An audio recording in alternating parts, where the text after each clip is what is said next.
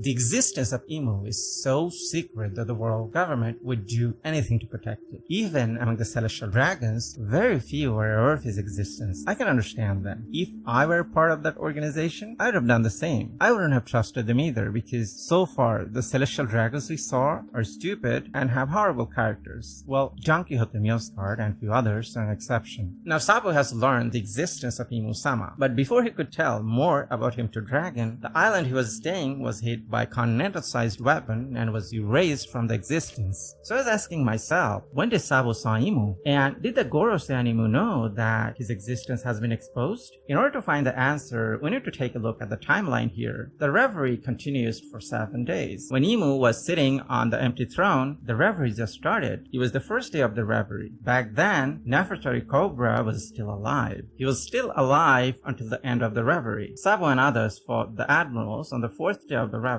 This indicates Imu and the Geoise weren't aware that Sabo learned about his existence and the empty throne hypocrisy. I mean, if they knew, they would have done everything they could to kill Sabo and marry Joa. They only looked for Sabo when he made a call to Dragon from an insecure line. Otherwise, they wouldn't even know that their secrets were exposed. Now, if we go through the timeline, Monkey D. Garp and Shirahoshi arrived Fishman Island a week later after the reverie ended. In Wano country, it was the day before the Fire Festival. Luffy defeated Kaido on the Fire Festival and stayed Wano for a week. Imu-sama met the Geoise on the first day of the reverie. So timeline-wise, Luffy left Wano country 3 weeks after the reverie ended. So Sabo knew about Imu's existence more than 3 weeks. Maybe they have been looking for Sabo all this time, but they couldn't trace him. It was only after he made a call to Dragon they found his location. Imu was gonna destroy the Lulusia Kingdom for some reason, and Sabo just happened to be there. I mean, if that's not the case, it's too much of a coincidence that the continental-sized weapon showed up just after Sabo made a call. Now the question is, why Imu wants to destroy the Lulusia Kingdom? What secret was it hiding? And why destroy now? I can understand Sabo being aware of his existence might be the trigger. But since the weapon was already over the island, it suggests that they plan to destroy Lulusia Kingdom beforehand.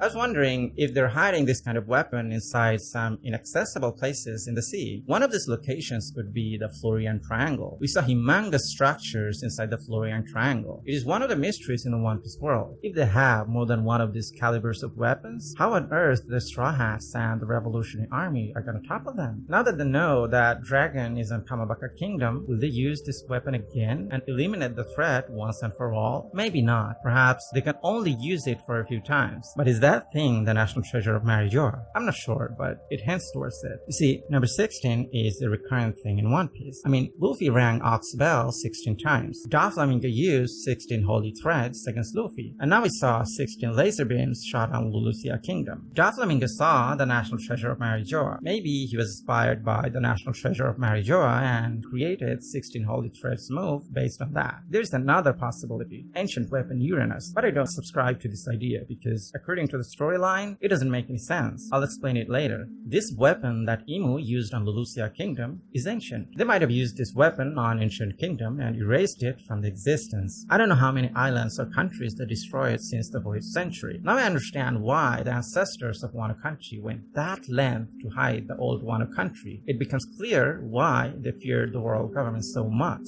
Now the reason I do not believe that it is Ancient Weapon Uranus because of Luffy. I mean, take a look at the other two ancient weapons. Shirahoshi was a weakling and she needed Luffy's help, and it was the same for Momonosuke. Perhaps he'll be the one to use Pluton. So story-wise, the person related to Ancient Weapon Uranus should also be a weakling, and he would need Luffy's help. I think we'll see him in the Elbaf arc.